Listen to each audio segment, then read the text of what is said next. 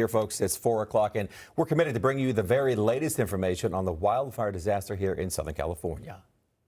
This behavior is despicable. We cannot tolerate it. Right now at 4, arrests made for looting and for arson during our wildfires. When we catch people, we mean business. What's being done now to make sure no more evacuees are victimized again? Then firefighters are making progress, but the winds are about to pick up once again, where the biggest threats are tonight. NBC4 News at 4 starts with breaking news. Good afternoon. Southern California once again bracing for those extremely strong winds and fire danger. I'm Colleen Williams. And I'm Michael Bradley. We begin with the very latest developments here in the Palisades and Eaton fires. The death toll for these wildfires climbing. 24 people are confirmed dead. And search teams going street by street looking for any other potential. The NBC4 News at 6 with Colleen, Michael, and Melissa. 1,000 people are under evacuation orders right now, and another 89,000 could be asked to go at a moment's notice. This all happening as the winds return here tonight. Meteorologist Melissa McGee is here with a look at the timeline for us. Melissa. Hi there, Michael and Colleen. And yeah, once again, we are tracking more winds. In fact, I want to show you the red flag warning that has been posted across much of Southern California. So this will not expire until 6 p.m. on Wednesday. And then within the red flag warning, we have what we called a PDS, or a particularly dangerous situation. This is the 4th time the National Weather Service has issued this type of language this season.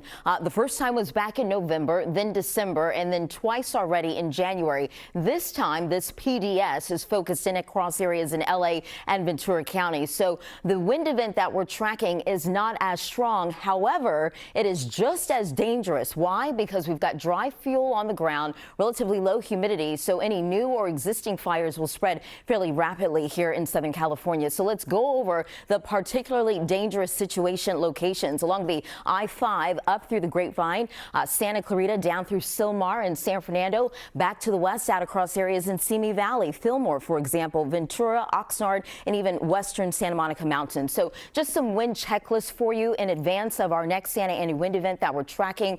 Create and maintain defensible space around your home, secure any loose items, have a wildfire action plan, and make sure you have multiple ways to receive alerts. NBCLA.com is a great resource for you. Coming up, we're going to time out the winds and let you know when the strongest arrive, all coming up with your first alert forecast. I'll send it back over your way. All right, Melissa, thank you for that. Law enforcement from across LA County say they are working together now to protect the victims of the fires so they are not victimized again, and have already started working and filing criminal charges against some of the suspected looters. Our investigative reporter Eric Leonard joins us from the Hall of Justice downtown LA right now. Eric, these are just some of the cases that police and federal agents as well, the feds are working on this. You really see the breadth of support in all of this. That's right, Colleen. We saw a number of representatives from local and federal agencies here, all together, all working on a single goal, which is to protect Southern California from the lawbreaking that could follow a fire like this, or fires like this, and they're looking at a number of areas. For one, obviously the feds focused on the cause of these 2 largest fires. Second, they're working to protect the property of everybody who's had to evacuate and may be out of their homes for days or weeks.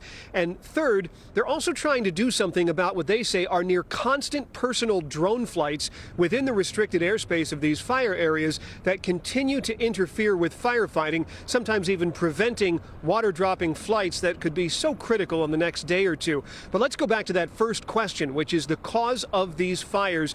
Clearly, that's what's on everyone's mind. The U.S. Attorney announcing today that members of the ATF National Response Team, which is the group within ATF that investigates the cause of major disasters and fires, is finally on the ground. I believe that's what we've seen from News Chopper 4 out in the Palisades this afternoon. Here's what the U.S. Attorney had to say about their goals right now. We are speaking on behalf of ATF. We are coordinating with ATF on the investigation and any potential prosecution. We are at the initial stages of this time, so we ask for patience as we go through this investigation. Everything is on the table in terms of the investigation. The investigation is its early stages. Don't you have any number of investigations? We are investigating all the fires for potential arson. Those investigators were on scene in the Pacific Palisades today. Today is the first day they've been on the ground in Southern California, and that's where they believe the fire began about a week ago. Again, they're part of the ATF's national response team, and the group that was sent here has particular expertise in wildland fires. So far, as you heard, nothing's been ruled out. The feds are working with the local investigators from LA City Fire, who were the ones who were first on scene and gathered the initial evidence. Next, we heard from the LA County District Attorney. He said charges have already been filed against the first group of suspected looters arrested in the first days after the fire. Among them, accused thieves who are suspected of burglarizing homes both in Altadena and the Palisades fire areas. One group of burglars was caught on Ring video inside a home in the Palisades where it's believed they stole valuables worth more than $200,000 while the neighborhood was under an evacuation order. The Santa Monica Police Department told us today it's made upwards of 40 arrests, those ranging from looting accusations, burglaries, curfew violations, and so that number continues to climb. I think we've calculated at least 80, maybe close to 90 arrests in the last week, and that number continues to grow. And then lastly, the FBI says it is working to work backwards from the wreckage of a drone that was found after it collided with a Super Scooper water-dropping airplane over the Palisades fire last week, and they have agents out trying to track down the owner of that drone. They say they're on the trail, and the FBI warns that anyone else who's doing this is going to get caught. In fact, they say agents are looking through social media posts where people are posting their own drone videos over the fire areas, and they're working backwards, possibly with subpoenas and search warrants, to find those people. Flying drones over restricted areas is against the law, and they could face significant federal charges. A fourth area that all the law enforcement says they're looking into has to do with fraud. They're warning that between price gouging and people trying to abuse federal relief money or possibly trying to set up phony charities, all of these are areas that both local and federal agents are very focused on right now. The LA City Attorney's Office has set up a special price gouging hotline. That's an area that the City Attorney's Office is uniquely focused on and has the jurisdiction to prosecute. That number, we'll make sure that number is in our digital reporting today. Also, the federal government, very interested in relief money fraud. You'll remember back during the COVID-19 pandemic, months into it, we started learning about all kinds of individuals and even some small businesses that were accused of filing false applications and collecting, in some cases, millions of dollars in relief money fraudulently. Well, the FBI is very focused in this area. They want to make sure that everybody that's going to be receiving federal relief money, both individuals and small businesses through the Small Business Administration, are entitled to it. FBI agents are working on that. And then they also warn about potential phony charities. People from all over the world have been watching the coverage, watching the utter devastation in Southern California, and are eager to do something about it. The Fed saying, please make sure you know who you are giving money to. In the past, fraudsters have set up phony charities that have names reminiscent of legitimate ones to try to divert some of the money to themselves. In other cases, they set up new entities trying to collect some of that money. All of those things, part of the focus of all of the investigators we saw here today. Live at the Hall of Justice, I'm investigative reporter Eric Leonard, NBC4 News. Back to you. All right, Eric, thank you. Well, those fires have not only destroyed homes, they've also taken lives. As of this hour, at least 24 people have died in the Eaton and Palisades fires. These are pictures of just some of the victims right here. And there are several people who are still reported missing. NBC4's Lolita Lopez live for us in Altadena, where she spoke with a man who lost his sister to the Eaton fire. Lolita. Yeah, Michael, and these victims are fathers, mothers, sisters, and of course, like you said, the man that we spoke to from New Mexico remembers his sister fondly. She lived here in Altadena for decades, and he tells us that she hated the wind. So on the night before the Eaton fire, she went to sleep and died in her home. Besides being my big sister, she was like Mom. From his home in New Mexico, Mark Winnicky remembers his older sister, Kim. He tells us he received the confirmation Sunday afternoon that the 77-year-old died in her Altadena home during the Eaton fire. She really liked her home. She loved it there. So, in some ways, if it is her resting place, it would be peaceful for her because it is. Yes, I do believe that. He says she worked for the phone company most of her life and found light even when things seemed dark. whatever was the mood of the day, she was normally the one that would make light of whatever problems that I thought were problems, and she'd usually figure out how to say, you know, it's not that important, don't worry about it. It is difficult. I mean, obviously, delivering the bad news to the family members. Eric Hernandez is here from Napa County to support the efforts at the Eaton fire, including search and rescue. Crews continue going through property to ensure that, to see if there's any additional people that are found. Do you get reports from family members? How is it that you are understanding where to go? Yeah, so there's different things. One is typically the family members or acquaintances are reporting missing people. They work directly with our law enforcement partners, and then they send out a dispatch SAR and USAR. USAR is urban search and rescue, so we have teams from fire departments that are specialized in going in rural areas, very confined space areas. In addition to that, we also have dogs that are qualified to assist in that particular mission. A mission to bring closure to so many people like Mark, who smiles thinking of his sister. She was just a good, warm-hearted person that there's not many of those like that out there. I'd all be so lucky to have a sister like that.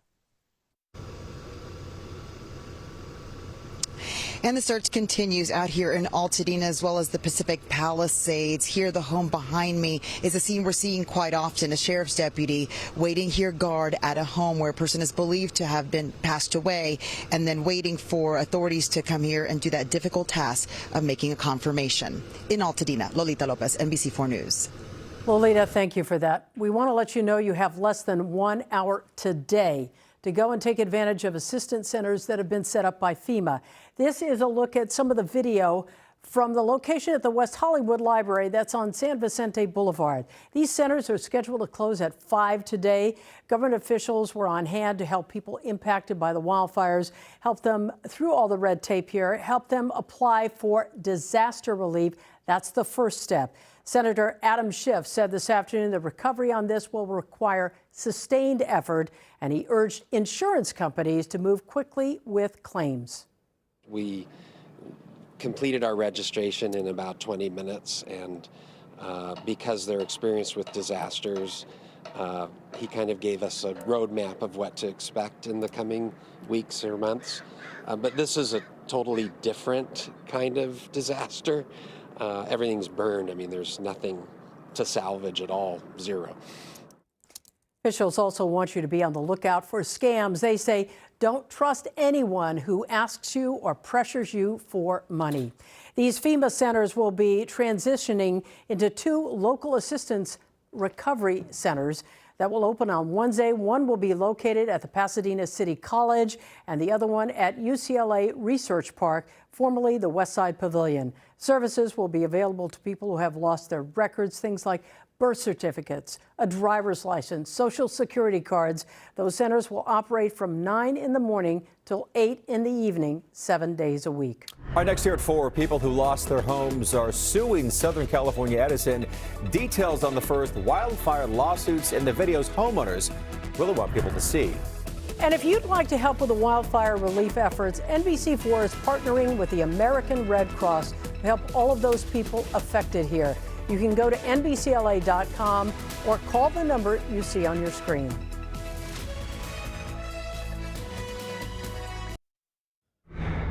I want to give you a live look right now from our camera here atop Mount Wilson. Of course, you still see the smoke in the air there.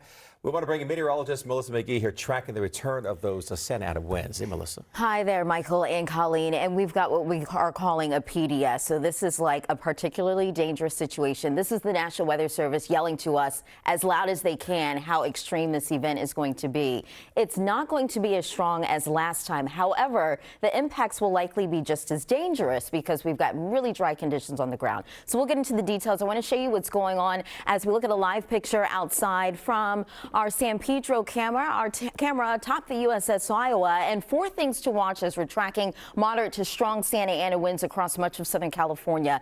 Damaging winds tonight right through your Wednesday. The peak intensity that we're really focused on, and this is really for LA and Ventura counties, from 4 a.m. Tuesday, so during the overnight hours until noon on Wednesday. We've got a northeasterly wind sustain and gusting anywhere from 45 to 55 miles per hour. Then we will have those mountains gusting anywhere from 50, isolated spots up to 70 miles per hour. The issue is that it is really dry at the surface. Relative humidity anywhere from 8 to 15%. So new or existing fires will spread very quickly across much of our region. So we've got wind alerts to tell you about. In the tan shaded color here, that's a wind advisory for much of Orange County and the Inland Empire. Then the mustard shaded color here, that's where we've got the high wind warning. So that's up through the San Gabriel valleys, right through Santa Clarita, up the 5, down across areas in Ventura County as well. This will not come down until 6 p.m. on Wednesday. Already starting to see those gusts outside right now. It will get stronger later on tonight. Nearly 40 miles per hour in Santa Clarita, 33 miles per hour in Oxnard,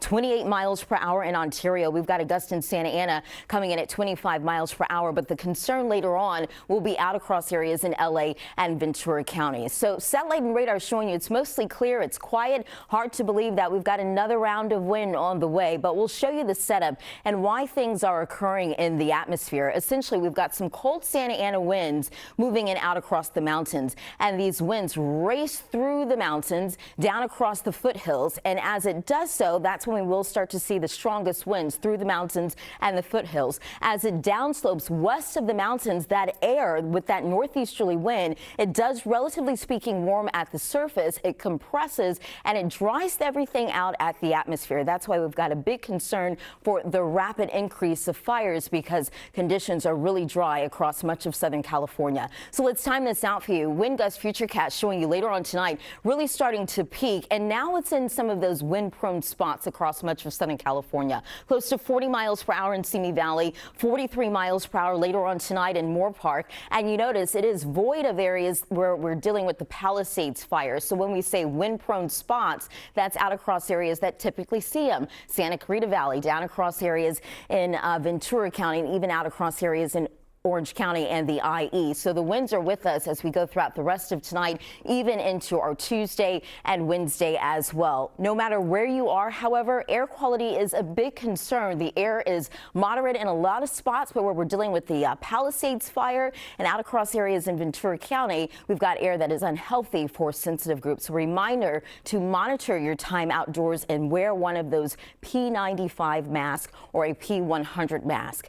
LA Basin tomorrow and at 68, 65 for the coast. We're tracking those winds over the next 3 days, although we've got lots of sunshine on the way. 68 degrees for the valley, 66 for the IE. Strong winds even as we get into the first half of the day on Wednesday. Then we'll clear it out as we get into the latter half of this week. High desert spots, 56, 68 for the low desert.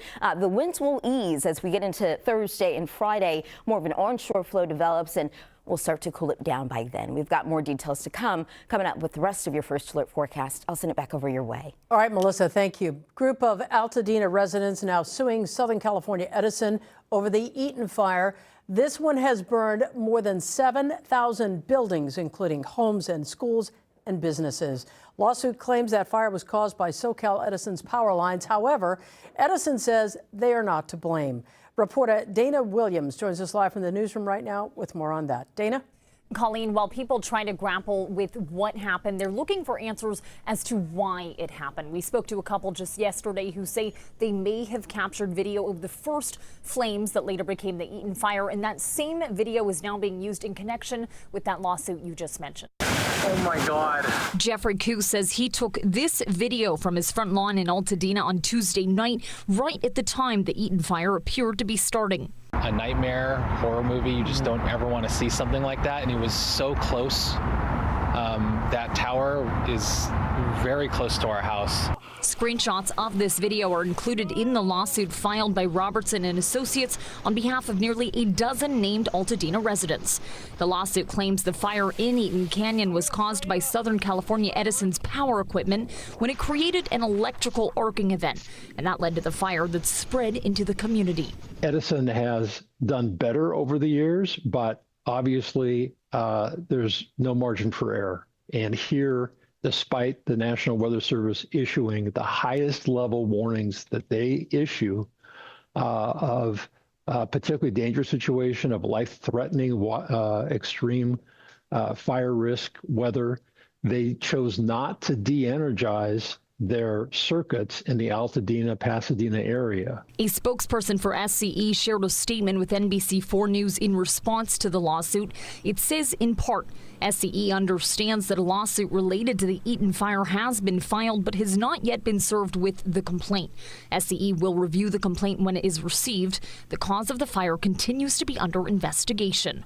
Earlier in the week, the company also said the power lines to the immediate west of Eaton Canyon were de-energized well before the start of the fire, and that they did not find any anomalies in energized lines in 12 hours leading up to its start. Still, they filed a report for the Eaton fire to the California Public Utilities Commission to investigate. There's really no precedent for it. The devastation is just hard to wrap your head around when you just look, blocks in every direction, and there's just everything's gone. The attorney who you just heard from says even though the plaintiffs have insurance, it's more than likely not going to cover all of the costs they've had to incur over the last week. So the hope is for the suit to help cover that remaining gap. Reporting from the newsroom, I'm Dana Williams. And I'm Olivia Garvey, live here at State Farm Stadium in Glendale, Arizona. The Rams are about to take on the Vikings in a Monday night NFC wildcard showdown. It has been an unbelievable week for our city and this team, and I'm going to catch up with team president next. Well, the sports world is also stepping up to help the people of L.A. 12 L.A. teams, including the Dodgers, Lakers, Kings, Angel City FC, and Clippers, have pledged more than $8 million to support those victims in need and the crews currently fighting the fires. The teams are also holding distribution events this Friday at Dodger, SoFi, and BMO stadiums. People will receive personal hygiene kits, school supplies, sneakers, and much more. And as I just mentioned, the Rams organization is one of the teams stepping up. And the Rams have been affected in a different way here. Tonight's playoff game was moved from SoFi Stadium out to Glendale, Arizona. Our own Olivia Garvey, who's been covering the fire in town now, is in Glendale, Arizona, home of the Cardinals now, with more on what's going on with the Rams. Ready for the kickoff, Olivia? Hey, Colleen, Michael, when tragedy strikes, you find out who the real ones are, and that's the Arizona Cardinals right now. They have opened up their home for this NFC wildcard game for the Rams to take on the Vikings after the unthinkable happened in Los Angeles. And with me now, we have team president Kevin Demoff. Kevin, thank you so much for joining us right now. First and foremost, how are you? How are the Rams right now? We're lucky, right? We're here, we're with each other. Everybody is safe, and we're thinking of people back at home and hoping to provide 3 hours of respite and maybe some good news for our community. You look around right now and you see so many Rams fans that have come out. I watched you all week on X trying to come up with ways to get the fans here. You did it so quickly. I mean, how'd you go about that? How was that for you to try to figure out how to get Rams Nation here tonight? Well, I look around this entire building and it's blue on the field, blue on the scoreboards, blue in the stands. We had the bus convoy from SoFi, just a great testament to the entire organization, rallying around our fans who are here, having a great time. And, we have such an amazing fan base, passionate, and just communicating with them, telling them how they can get here and make this feel like a home game at SoFi. The Cardinals stepping up in a big way. I just said when tragedy strikes, you know who the real ones are, and right now that is the Arizona Cardinals. To have you all here at their home, send the planes, what did that mean to you personally? Well, look, the NFL is a family and you may compete. This is a team that 2 weeks ago we were playing at SoFi Stadium that clinched our ticket to the wild card and winning the division, and here they are sending planes, opening up their facility, working until 3 a.m. to set up their meeting rooms, their locker room space for our players to feel at home. Michael Bidwell and the organization, first class, did it all the right way, and if we're fortunate to have success tonight, it's because of them. But regardless, this would not have been possible without their work and the hard work of the NFL. Kevin, I'm sure you would do for the same for them if this were to happen in Arizona. Lastly, what do you want to say to the fans and to the people of Los Angeles right now? Well, we're excited. This is a chance. It's been a terrible week, one of the worst we can remember for those of us who grew up and love Los Angeles. Hopefully for 3 hours we can provide a respite, bring our community together. LA has always rallied through sports. LA Together has been our message supporting LAFD, and we appreciate the fandom. We hope whether you're watching at home, in an evacuation shelter, in a hotel, or somewhere far away, that this can give you some piece of normalcy for LA. Kevin, thank you so much, and thank you for everything you're doing right now for Los Angeles. You know, sports brings people together. Sometimes we forget that, and that's what's happening right now. Back to you guys in studio. Right, Olivia, thank you. Next at 4, for the first time since the fire started, some students are headed back to class. How parents can talk to their kids about this disaster. Plus, NBC4's Hetty Chang shows us how some of the homeowners out there are taking matters into their own hands in order to protect their homes and their property. Well, now at 4:30, most LA Unified schools reopened this morning after fires, poor air quality, and power outages last week. However, schools in the evacuated areas remain closed because of the ongoing fires out there and all those hot spots. In Santa Monica, all schools except Roosevelt Elementary reopened today. Malibu schools will remain closed through Wednesday. As for Pasadena Unified Schools, those will be closed until this Friday, January 17th.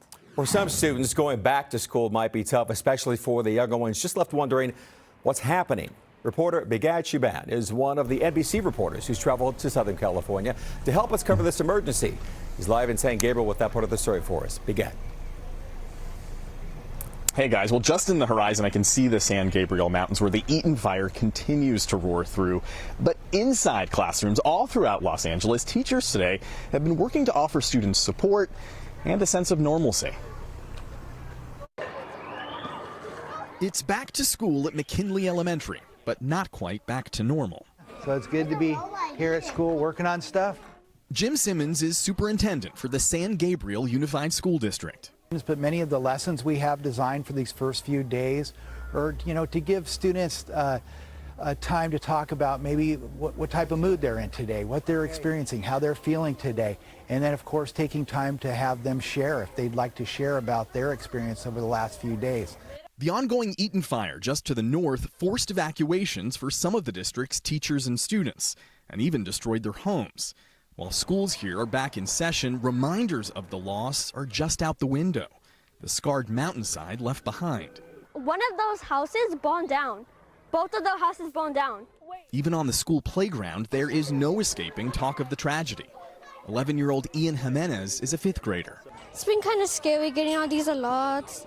Just like not being able to go outside and just like having to look through the window, watching the news. It's been like very scary, and it's like made me and my sister worried, but my parents always assure us that it's gonna be okay.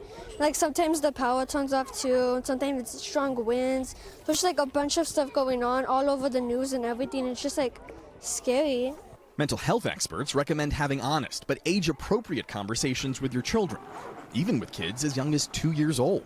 Otherwise, children will make up stories about what might be happening, and the stories might be scarier than the reality. Dr. Karen Rogers is a child psychologist with the National Center for School Crisis and Bereavement at Children's Hospital of Los Angeles. Listen more than you speak. We want to give children an opportunity to ask questions or talk about whatever is on their mind. And we won't know that unless we're really prepared to listen to them. Feeling heard is so helpful when you're going through something difficult. Rogers and her team offer trauma training to educators across LA County, including the state's largest school district, LA Unified, which today also welcomes students back at most of its more than 1,000 schools. But the return is only the beginning of the recovery for students weary of what could come next. What's it like still having that fear? It's kind of worrisome, like it's just there, like you can't really get rid of it. Now, in some of the hardest hit fire areas, as well as neighborhoods still under active threat, several LAUSD schools remain closed, Colleen and Michael, as the district is actively working to find out just when it will be safe to reopen their doors. In San Gabriel, Bigad Shiban, NBC4 News. Bigad, thank you for that. Very, very observant young man. We want to bring in our meteorologist, Melissa McGee, right now because we're anticipating strong, very strong, powerful Santa Ana winds back again tonight. Yeah, that's right. They start to develop tonight, and then overnight tonight into our Wednesday, we're tracking that peak intensity. But I do want to bring in our meteorologist, Kevin Jeans. He is visiting us from our Chicago station, WMAQ. Kevin, so great to have you with us. It's an honor to be here. Yeah, really. So there's so many elements to track with the Santa Ana winds that will be on the way. We've been talking about this particularly dangerous situation. It's a mouthful, but what does that really mean for our community? Well, it always seems like now there's like new terms that are coming out, and just terms that get more popular. And PDS, as you know, is not a new term. So we're going to talk through a particularly dangerous situation. So what it actually is, it's been around for decades. So while it's been around, the use of it has changed. So it is a rare tag, basically, added to alerts from the National Weather Service to heighten awareness, to say, hey, this is a big deal. You need to pay attention to this. So that's why we have a PDS for the critical fire danger and the red flag warnings. So previously, this was only used for basically tornado outbreaks. You really only saw this across the South, areas like Mississippi, Alabama, Arkansas, Texas, where tornadoes are more prevalent. So when you have the risk of severe, long-track, violent tornadoes, you can get a particularly dangerous situation tagged to those severe thunderstorm or severe tornado watches. So now, up until a few years ago, now they're starting to use them in other alerts. So that's why we have this PDS for the red flag warning. These are all the red flag warnings, the fire danger, expanding about 300 miles, all the way from San Luis Obispo all the way down to the border, but only a portion of that is the PDS red flag warning. So highlighted here across Ventura and LA County. So from 4 a.m. Tuesday until noon Wednesday, that's when the strongest winds are anticipated. The winds will relax through the day Wednesday. Still going to be quite strong through Wednesday morning, but the wind should get lighter later in the day Wednesday and much lighter as we get to Thursday and Friday and through the weekend. But this is the highlighted area in purple for the PDS, the particularly dangerous situation. That's where high wind warnings are, because high wind warnings, you have stronger wind gusts than areas under the wind advisory. The high wind warning across Ventura and LA County goes until noon Wednesday. The wind advisory is going to last until 6 p.m. So I think Ventura County, although in general this event won't be as intense or strong of the winds that we had a week ago, Ventura County may still get stronger wind gusts than you experienced a week ago because the winds could be a little more easterly from this wind event. So peaking up Tuesday morning through Wednesday morning. Of course, Melissa is going to be back. She's going to break down the time of the impacts and what wind gusts are going to be like locally here in just a few moments. But Michael and Colleen, back to you guys. All right. Thanks so much for the explainer on that. Next here at 5, it's a question we've heard over and over again. Is my house still standing? We're going to meet a man who pedaled over 20 miles to find out if his family still had a home in the Palisades. Plus, the cost for rental housing has spiked after the fires. We're going to dig into some alleged price gouging and the laws against it. Also, we're live in West Hollywood right now, where thousands of people have come to find relief at a local FEMA center. One family in Pacific Palisades says they are certain that a home watering system saved their house. They live on Piedra Morada Drive, which is just about a 4-minute walk from where the first 911 calls came in for the Palisades fire. NBC4's Hetty Chang live right now in that family's backyard with a look at this system and how it works. Hetty? Colleen, we first spotted the Gollings video on social media, and it really does look like a homemade sprinkler system. This is the Gollings pool. It was filled with 20,000 gallons of water. It's mostly gone now because the family says they used it to douse their property and then protect it.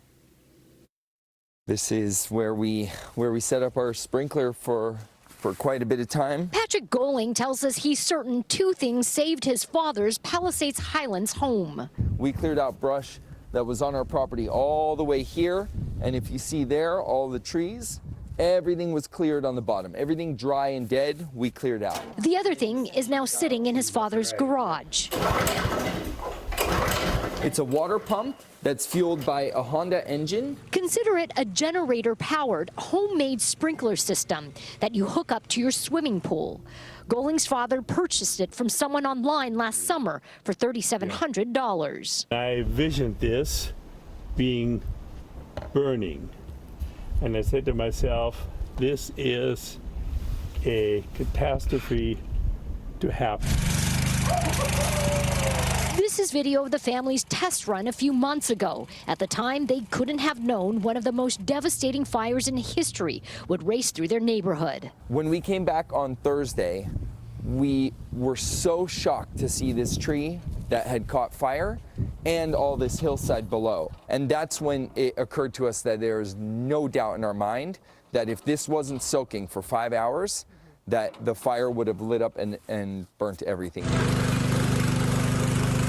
The Goldings ran the equipment for 10 hours after the Palisades fire started Tuesday. They drained their 20,000-gallon pool and the one next door. Their homes are among the few dozen in their Highlands neighborhood that survived. The Goldings say they feel for their community and so many who lost everything. They do believe luck was on their side, but also feel their home watering system saved their home. People should be better prepared for future fires. Fires aren't going anywhere. We want people to save their homes. We saved our home. We want to share our experience with them. The Goldings pointed out that row of homes you see downhill from them. You see the swimming pool filled with water and you see the home, it's just gone. Could this system have possibly helped? Possibly. Now, the Goldings spent several $1,000s on this system. They also realized not everybody has a swimming pool, but they were able to do a lot of other things to protect their property. You see their patio furniture here. They managed to move the patio furniture from up on the balcony. Firefighters told them to dump some of it here in the swimming pool, and you see everything is moved away from the home. They say that, along with brush clearance, along with this home system, is why they have a home to come back to. We're live in Palisades. Hetty Chang, NBC4 News. And 4:47 this afternoon, we're looking at a live picture outside of downtown Los Angeles. We are seeing some winds out there, gusting anywhere from 20 to 40 miles per hour. They will get stronger overnight, and even as we get into our Tuesday, we'll talk about the details and let you know how high they go this time. It's all coming up with your First Alert forecast. Well, thousands of homes burned here in the Palisades and Eaton fires. So many families have lost so much. But with the help from a few firefighters, one family was reunited with one of their prized possessions. NBC4's Alex was there live in Altadena with that story for us. Alex. Yeah, Michael, when families impacted by the Palisades and Eaton fire evacuated last week, so many people grabbed those priceless items you just can't replace. But in a rush, Victoria DeSantis accidentally forgot a few of those prized possessions. But thanks to a few firefighters, they came in and saved the day. These concrete steps are the only recognizable feature of what used to be Victoria DeSantis' home. Obviously, there's been fires before, but never have affected this neighborhood. When the Eaton fire tore through Altadena last week, it burned her house and most of the block she's lived on for 18 years. For us, we make a right turn up Olive, and just to start the street, there's just nothing there. If you take one look at the rubble, you'll realize Victoria's family lost so much. But amazingly, one day after the fire, firefighters made a priceless discovery when they found a symbol of love amidst destruction. As she rushed to evacuate early Wednesday, Victoria placed her wedding ring and wedding band near the front door. I took off all of my rings because it was so dry. I just kept putting hand lotion on, and my rings were starting to kind of slide off, and I thought, I don't need to look for that if the power goes off. I'll just set it by the front door with my keys so I can grab it on the way out. Sadly, she didn't grab the rings on the way out, so after her home burned, she returned on a mission. So I just asked these firefighters if they wouldn't mind just helping me find my ring. Victoria thinks she found a piece of her melted wedding ring, and the firefighters found something too. They're just like hands and knees digging through the ash, and one of the guys says, I found a ring, but it's not gold. And I said, oh my God, that's my wedding band. I could not, for the life of me, believe that this little tiny thing was found amongst ashes and debris. After a week with so much loss, she'll hang on to this wedding band forever. To me, it's just a symbol of our family. It's our love. They have each other and this symbol of love and resilience in a dark time. And as we bring you back out live here, you're looking at our camera from our live truck. They still believe that Victoria's mom's wedding ring is still somewhere in this rubble. They hope to find that in the days ahead. But Her husband was out of state at the time, so he learned of this fire from afar. Her 2 kids are okay, so her whole family is okay. She's thankful for that tonight, and she tells me that she'll never take off that wedding band again. Reporting live in Altadena, I'm Alex Rozier, NBC4 News. Alex, thank you for that. We're going to take you outside right now. This is a live look from our camera high atop the battleship USS Iowa. This is stationed in San Pedro. You can see the almost like a line of bad air. I think it is. I don't know what else to call it right now as we look out over the ocean. We've been talking about the winds coming in tonight. We need to let you know, this is not a drill. Right, exactly. And it's some of the most extreme winds we've seen, which is why the National Weather Service wants everyone to be on alert. They're not going to be as strong as we had last time with those hurricane force winds, but still the impacts are just as strong across our region, or dangerous, we should say. So let's talk about the details. I want to show you what's going on as we're looking at a live picture outside of downtown Los Angeles on this Monday. It's calm, it's quiet, it's actually a beautiful day. Temperatures hanging out in the middle 60s, even the lower 70s across our region. Downtown, you're cooling down to 63. Here's the problem, though, as we get ready for this Santa Ana wind event again. Relative humidity knocked down to 15%, so the air is terribly dry across much of our region. Look at some of these readings here. We're down to 16% in Lancaster, 15% at West Covina. Relative humidity in Van Nuys in at 13%. So we are tracking more winds. This time they're in those wind-prone spots, meaning the Santa Clarita Valley, down across Ventura County mountains in the valleys, also across areas in Orange County and the Inland Empire. But let's go over the timeline for you.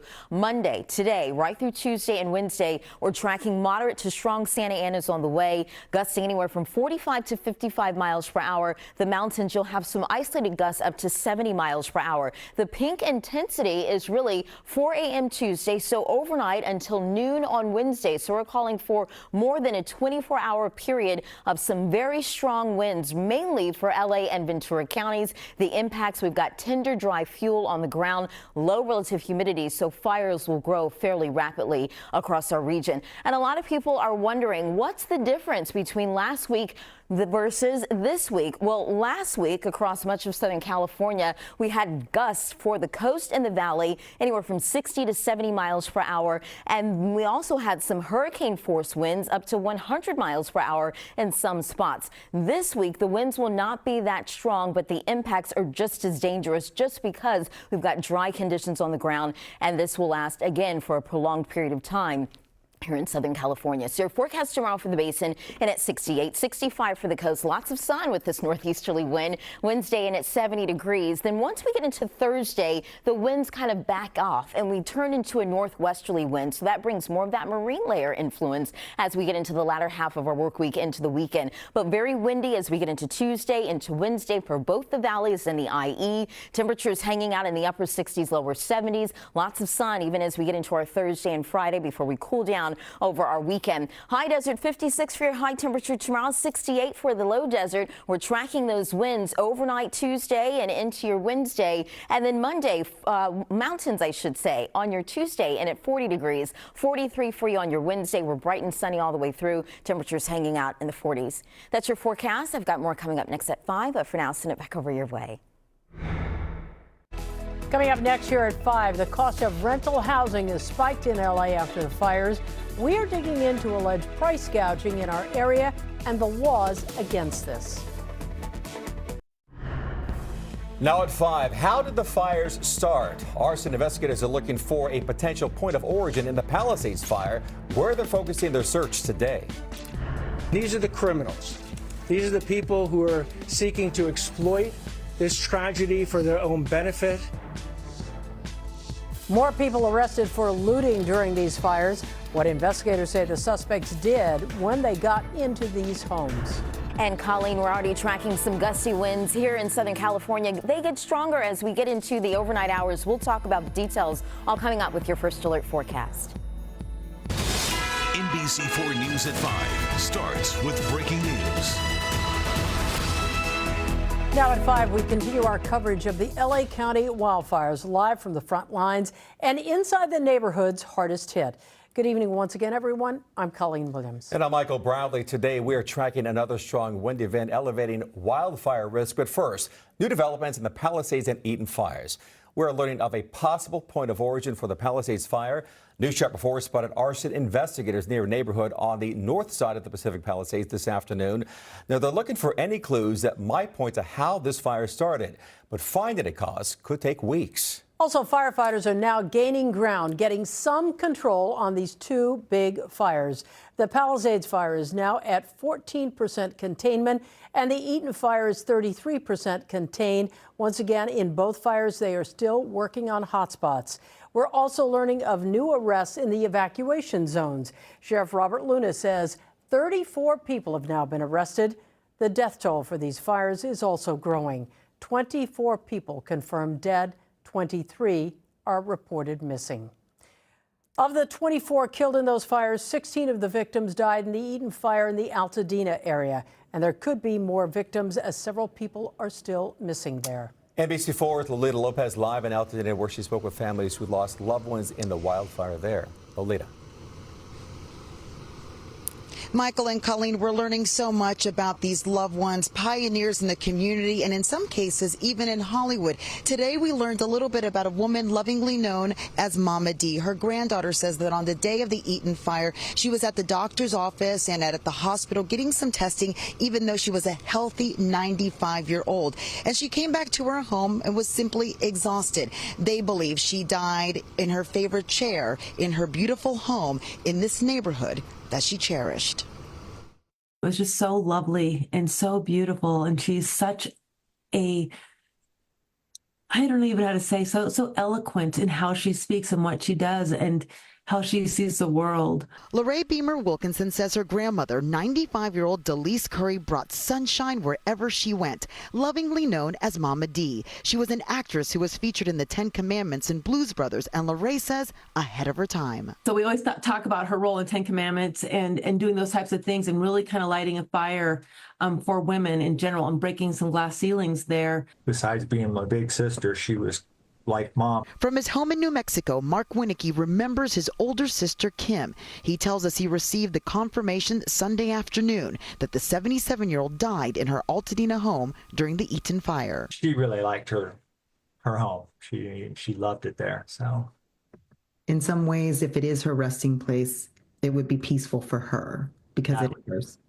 Yes, I do believe that. He says she worked for the phone company most of her life and found light, even when things seemed dark. Whatever was the mood of the day, she was normally the one that would make light of whatever problems that I thought were problems, and she'd usually figure out how to say, you know, it's not that important, don't worry about it. It is difficult. I mean, obviously, delivering the bad news to the family members.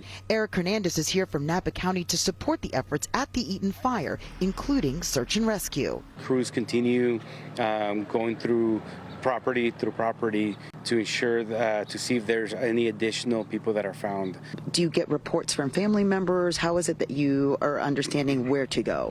Yeah, so there's different things. One is typically the family members or acquaintances are reporting missing people. They work directly with our law enforcement partners, and then they send out a dispatch SAR and USAR. USAR is urban search and rescue, so we have teams from fire departments that are specialized in going in rural areas, very confined space areas. In addition to that, we also have dogs that are qualified to assist in that particular mission. A mission to bring closure to so many people like Mark, who smiles thinking of his sister. She was just a good, warm-hearted person that there's not many of those like that out there. I'd all be so lucky to have a sister like that. The search continues here, as you can see behind me, a sight that we continue to see around here. These are sheriff's deputies at a home where a person is believed to have been deceased, and they are here awaiting other officials to come and do that difficult task and make a final confirmation. In Altadena, Lolita Lopez, NBC4 News. Lolita, thank you for that. As we've been telling you tonight, the wind could once again be an issue. The next round of Santa Ana winds brings the potential for power outages, downed trees, and more wildfires. Late this afternoon, Governor Newsom said he is sending another 300 firefighters to Southern California so they can be on standby for this. Meteorologist Melissa McGee is here tracking it all for us. Melissa. Hi there, Michael and Colleen. And the winds already starting to pick up this evening. I want to show you what's going on in terms of the gusts. We've got 23 miles per hour in Riverside, a gust close to 40 miles per hour there in Santa Clarita. This is just the beginning. Overnight tonight into our Tuesday and Wednesday for the first half, we've got those strong winds. So it's the gusty conditions, dry conditions on the atmosphere leading to the red flag warning. It's up until 6 p.m. on Wednesday for much of Southern California. LA, the basin and the coast and inland Orange County sheltered from some of these red flag warnings. But in between that red flag warning, we have what we call a particularly dangerous situation, a PDS for short. So this is the fourth time the National Weather Service has issued something like that. The first time was back in November, then December, and twice already this month. This is mainly for LA and Ventura counties. And this is basically the National Weather Service screaming to us how extreme the event will be on the way overnight and into our Tuesday and Wednesday. The winds this time not as strong, but just as dangerous because new or existing fires will spread fairly rapidly. So in between this particular dangerous situation, the I-5 corridor, Santa Clarita, San Fernando, over back across areas in Simi Valley and Oxnard. We're watching those places very closely. A wind checklist and a timeline for you. A good idea to create and maintain defensible space around your home, secure any loose items, have a wildfire action plan in place, and make sure you have multiple sources to receive alerts. NBCLA.com is a great resource for that. Coming up, we're going to have the latest on the winds and when they move in and move out, all coming up with your first alert forecast. I'll send it back over your way. All right, Melissa, thank you. We have more details right now on those criminal charges just announced late this afternoon against the people accused of looting and burglary in the wake of all these fires. That's right. LA County District Attorney Nathan Hockman says 10 people are now facing charges. 9 of them are associated with looting and burglary. One person has been charged with arson. Now, this arson is not associated with one of the major fires. It is connected to a fire at a park in Azusa. Officials showed this ring video of the accused looters during a live update. Supervisor Catherine Barger says accountability in LA County is alive and well.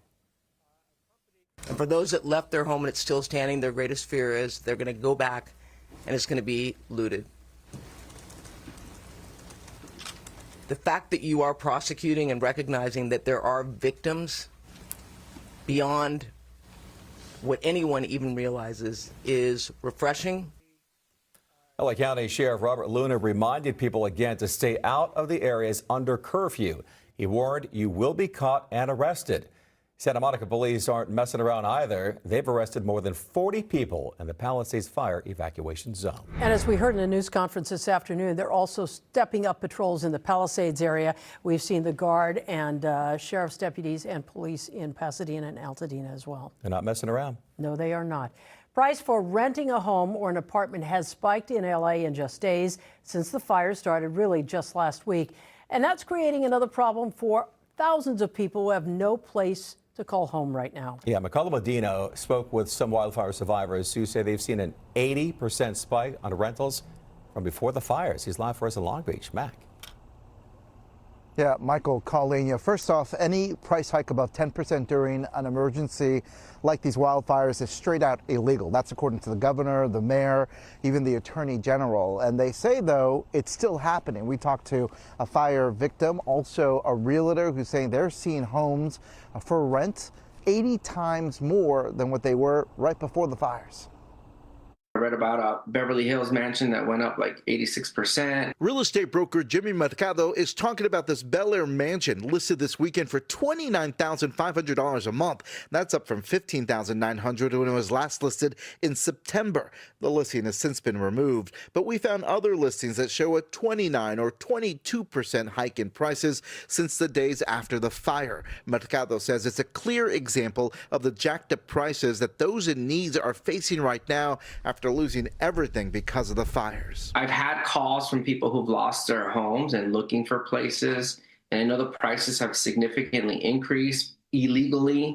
Illegal is the key term here. Under California law, when an emergency declaration is made, it includes a ban on increasing prices more than 10% compared to pre-disaster listings. In one night I slept by my sister, one night I slept by my mother, one night I slept in the car. Rafi Antibi is an evacuee from Malibu. He owns Rafi Lounge there. He is disgusted, he says, about the attempt to make a quick buck on a disaster that he's still trying to maneuver through. This is the most horrible thing I've heard. That's like, for me, it's just as been as somebody who's looting. They've increased the rent by like 30%, 50%, 60% since January 7th. It disturbed Chelsea Clark, an LA Tenants Union organizer, so much that she decided to track the jacked up prices on this public Google Doc and report the listings to the state and local governments. I'd say hundreds of people have contributed. We have 465 submissions so far. We're seeing some disgusting rent gouging happening right now. For Rafi, he hopes those trying to make a buck will get what's due. We maybe take some money, but enjoy your jail time after. That's what I said to those people. I think right now it's the time for community to support each other. Yeah, once again, he thinks it's right now time for community, not trying to make a buck. There are two ways to report some of these rentals to state agencies. One way in LA County is simply to call 311. The other way is to go to the California Department of Justice website and report it there. I'm Mikhail Medina, NBC 4 News. All right, good numbers there, Mac. Thank you. A lot of people who've been affected by our disaster are looking to the federal government now for a little help. Yeah, that's right. NBC4's Carmen Dickerson live for us in West Hollywood with more on the FEMA assistance centers. Carmen. Hi, I'm at the library here in West Hollywood. They're making some space for one of these pop-up FEMA centers, which is essentially a place that people can come and get some help filing a claim, or at least starting the claims process online. Now you can see that there are about a dozen people in here now. So far, about 100 people have come through this location today. We're told there are about 70 coming through this weekend, and that's just this location in particular. So FEMA wants people to keep a couple of things in mind. First, they say they are not a homeowner's first line of defense. That's not what they're intended to be. That's supposed to be your insurance, your homeowner's insurance, your renter's insurance. They are intended to step in if you are not insured, if you're underinsured, to sort of be a safety net. And as we're finding out, a lot of people could stand a little bit of help there. From the foothills, and that was when we realized, oh my God, everything's gone, to the seaside. I recognized a tree, but the destruction is so complete, you can't even recognize buildings. Thousands of people unified by loss, displacement, and a goal: navigate what's next. Yeah, I'll wake up at night sometimes and I'll reach for something that I know was by my bed, and then all of a sudden I realize I'm not home anymore. I don't have this anymore. That journey brought them to West Hollywood today. Many of the hundreds who have come through this room at the library have at least at some point relied on the kindness of others. We're couch surfing. We have very gracious friends who have taken us in. And strangers. The person that we're staying with this week is an Airbnb host who's actually hosting us free of charge. And at one of the 8 FEMA pop-up locations around LA, they're looking for the help of the federal government. We completed our registration in about 20 minutes, and because they're experienced with disasters, he kind of gave us a roadmap of what to expect in the coming weeks or months. The West Hollywood Library is just one of the locations where FEMA is offering some in-person help. They're calling these pop-up sites, and dozens of people have turned out to try to get some answers. Now, they want to be clearer about the expectations here. They're helping people start new FEMA registrations. And so if you have not started a FEMA case yet online, they can help you process that. If you have a specific inquiry about, for example, a denial or your specific case or what and when you can expect, you might not be able to get those exact questions here. For that, they do recommend either checking their website or calling and trying to get someone on the phone. But just having heard some feedback from several people who are trying to get some help here, I think it's definitely worthwhile if you have the option to come in person, yes. So applying for FEMA assistance, you can do that online, you can do it over the phone, you can do it at one of the service centers here. This is actually the last day for the service centers, but a larger disaster assistance center is opening, and FEMA is going to be operating out of there. And they also say if you do have insurance and were denied initially by FEMA, that's not necessarily the end of the road. Go through the process with your insurance and then circle back to FEMA if you need more help. Reporting live from West Hollywood, Carmen Dickerson, NBC 4 News. All right, Karma, thank you for that. We want to let you know that NBC4 is committed to round-the-clock coverage of these wildfires. Live from the front lines, we'll take you inside the neighborhoods hardest hit. Simply go to NBCLA.com and the NBCLA app to find the latest numbers on both the Palisades and the Eaton fires. And of course, we're also following the wind situation, the stronger winds moving in tonight. All right, still ahead here at 5. L.A. strong. More stories of L.A. coming together, which is only making us stronger. Families who lost their homes in the LA County wildfires are starting to go back into their neighborhoods, some of them. What one woman discovered in the rubble there that is giving her hope. And Santa Ana winds on the way, moderate to locally strong here in Southern California, and fire weather outlook because of those Santa Anas extreme out across areas in LA and Ventura counties, critical elsewhere across our viewing area. We'll talk about the winds. We'll give you a timeline as to when they will arrive and develop, all coming up with your first alert forecast. Right now, the concern remains those high winds returning tonight. Possible hot spots from the Palisades and Eaton fires spreading, not to mention the possibility of new fires. The winds are starting to pick up across the San Fernando Valley. NBC4's Camilla Rambaldi is live right now in Porter Ranch with more details on the conditions out there. Camilla? Hi, Colleen. The wind in this area has already started to pick up this afternoon. Some important reminders to share from the National Weather Service. Make sure to secure any loose objects around your home and avoid doing anything that can spark a fire. The Porter Ranch area is not under any evacuation warnings or orders, but people I spoke with here say they are prepared just in case. You can hear the winds picking up Monday afternoon in Porter Ranch. The San Fernando Valley is bracing for another round of strong winds over the next couple of days. People who live in this area say they are staying alert and ready to go. Porter Ranch is so windy, so I'm always worried. We are making sure we keep food in the house, those kind of basic things, but making sure we watch the news and stay updated with all the updates from the fire department. This is Letitia Bender with her son, Caden. I'm just a little worried for the people that lost their homes because of the fire, and I just hope that it doesn't come anywhere near us. We also caught up with Gloria Santos. She says she has already set aside important items in case she needs to evacuate. This fire could start any place, any area. Documents and some clothes, medications, and some, that's all pretty much. The message here is to remain prepared. Again, as those winds are expected to get stronger, local fire and law enforcement officials are reminding everyone to stay alert and to heed to any evacuation warnings or orders. In Porter Ranch, Camilla Rambaldi, NBC 4 News. All right, Camilla, thank you for that. We want to bring in our meteorologist, Melissa McGee. We saw the winds blowing there in Porter Ranch. Camilla's live shot. Yeah, they're up to 40 miles per hour, where Camilla is, and they're only going to get stronger overnight and into our Tuesday and Wednesday. So we're tracking this key time frame for you guys. Let's talk about the details. I want to show you what's going on because we've got red flag warnings. It's dry, and we've got winds that are moving on through, and wind advisories already posted. Wind advisories for Orange County, the Inland Empire, San Bernardino County Mountains as well. Then you have this yellow shaded color here. This is a high wind warning. San Gabriel Valleys up through the Santa Clarita Valley, up the 5, getting close to the Grapevine here, even across areas in Simi Valley, Santa Paula, Oxnard, and Ventura County. So we're calling for winds gusting anywhere from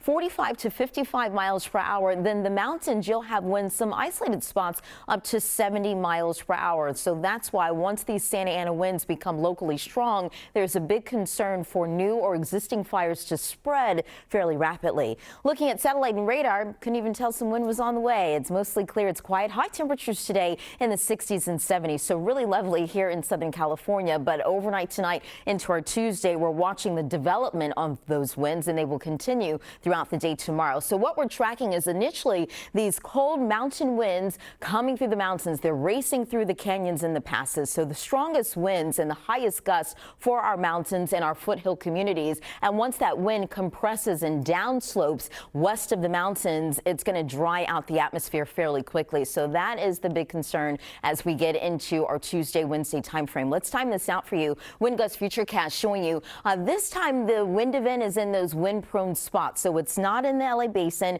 It's not for the coastal spots of LA County. It's right through the Santa Clarita Valley and right through Ventura County Mountains and the valleys as well. Nonetheless, we're looking at gusts in Moore Park close to 45 miles per hour later on tonight, and even seeing gusts close to 40 miles per hour there in Thousand Oaks. As we wake up tomorrow morning, 4 a.m., when the peak intensity arrives, some of these spots close to 50 miles per hour for Moore Park and Simi Valley. And you notice the Palisades, you will have some winds, but really in that 20 to 30 mile per hour wind range across the region. You get into noon on Tuesday, there's a bit of a lull, and then we do have more winds that will be on the way as we get into Tuesday night into our Wednesday. Again, gusting anywhere from 45 to 55 miles per hour. So the wind timeline for you today, right through your Tuesday and Wednesday, moderate to strong winds across much of our region. Isolated mountain gusts up to 70 miles per hour, 4 a.m. to 12 p.m. on Wednesday. Really more than a 24-hour window of locally strong winds, and mainly out across areas in LA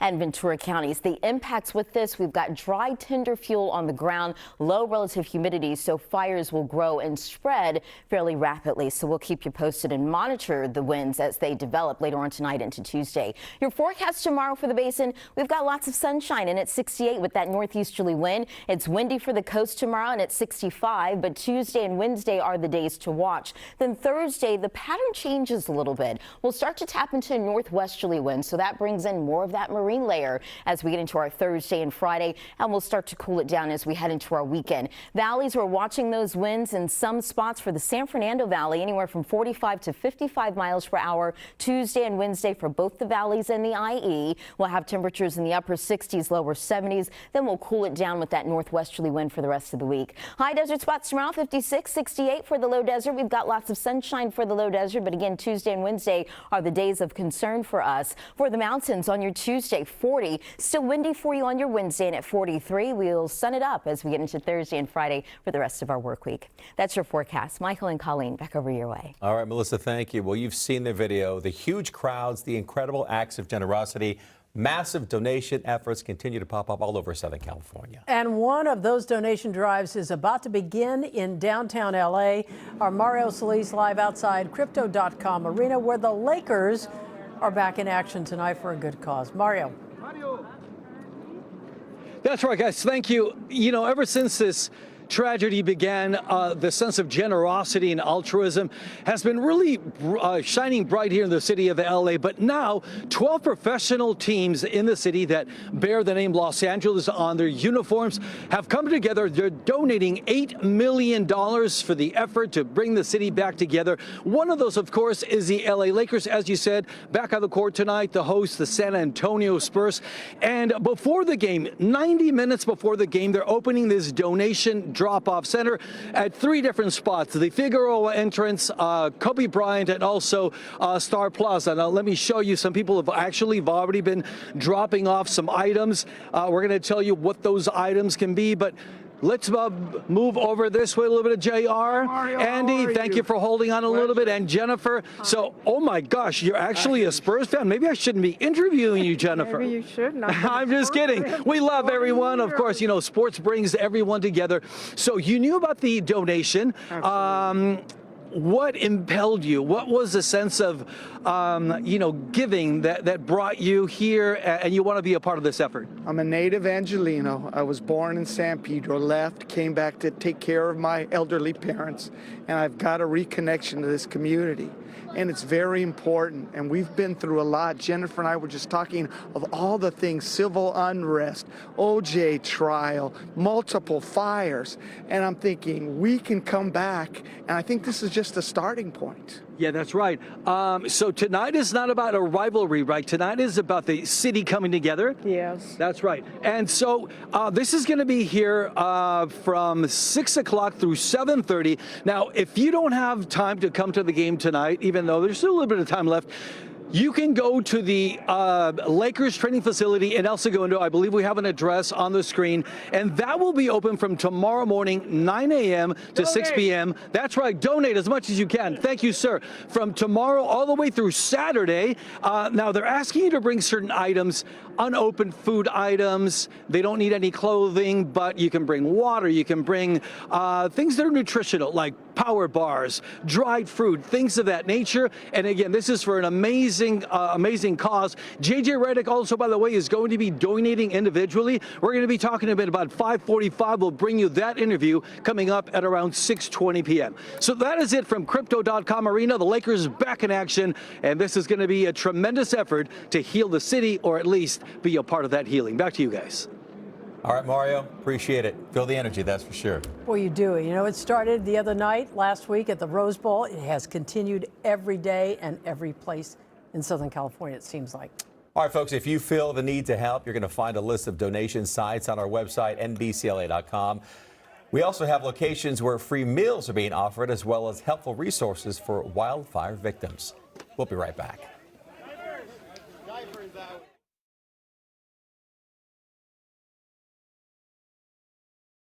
Treasure saved in the debris of the Eaton fire. Some things can be replaced, but this one is different. Now, before we get to Alex's story, here's the latest numbers for our most devastating wildfires at this point. Alex is going to do a story on that ring that was found in the Eaton fire.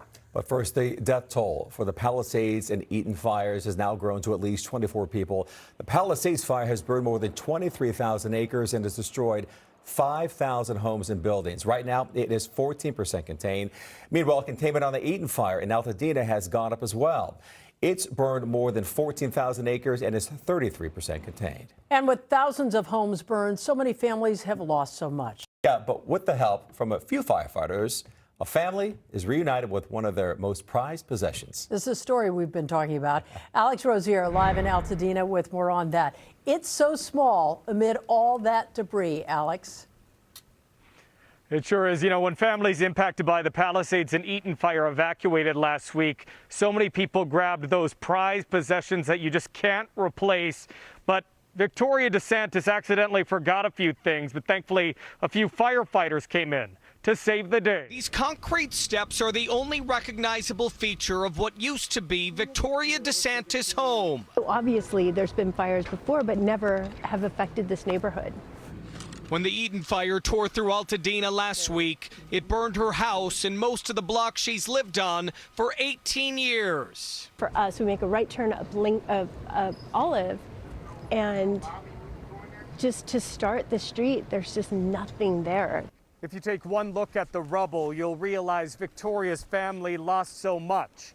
But amazingly, one day after the fire, firefighters made a priceless discovery when they found a symbol of love amidst destruction. As she rushed to evacuate early Wednesday, Victoria placed her wedding ring and wedding band near the front door. I took off all of my rings because it was so dry. I just kept putting hand lotion on, and my rings were starting to kind of slide off, and I thought, I don't need to look for that if the power goes off. I'll just set it by the front door with my keys so I can grab it on the way out. Sadly, she didn't grab the rings on the way out, so after her home burned, she returned on a mission. So I just asked these firefighters if they wouldn't mind just helping me find my ring. Victoria thinks she found a piece of her melted wedding ring, and the firefighters found something too. They're just like hands and knees digging through the ash, and one of the guys says, I found a ring, but it's not gold. And I said, oh my God, that's my wedding band. I could not, for the life of me, believe that this little tiny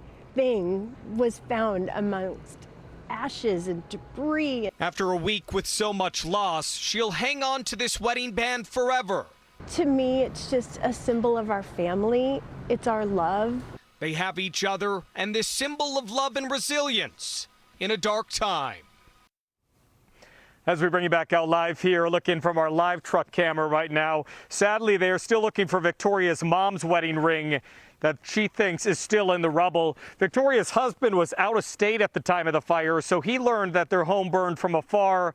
But Victoria's okay, he's okay, their kids are okay. They're most thankful for that, and Victoria tells me she'll never take off that wedding band again. Reporting live in Altadena tonight, I'm Alex Rozier, NBC4 News. All right, Alex, appreciate it. Thank you. Now to the Palisades fire and the question we have heard time and time again, is my house still there? Photojournalist Jeremy Lee met a lifelong homeowner of the Palisades who pedaled, ready for this, more than 20 miles to find out if he and his family still had a home. The father of two, who I met here at the bottom of Palisades Drive, has lived here in the Palisades all his life, 56 years. He returned here on the second day of the fire. He wanted to make sure that the townhouse he rents out for his family of four still exists. Will Adams is pedaling up Palisades Drive, only days after his entire community wanted only to get out. Car after car still lines Sunset Boulevard and the bottom of this thoroughfare, where so many fleeing the fire had to abandon their cars.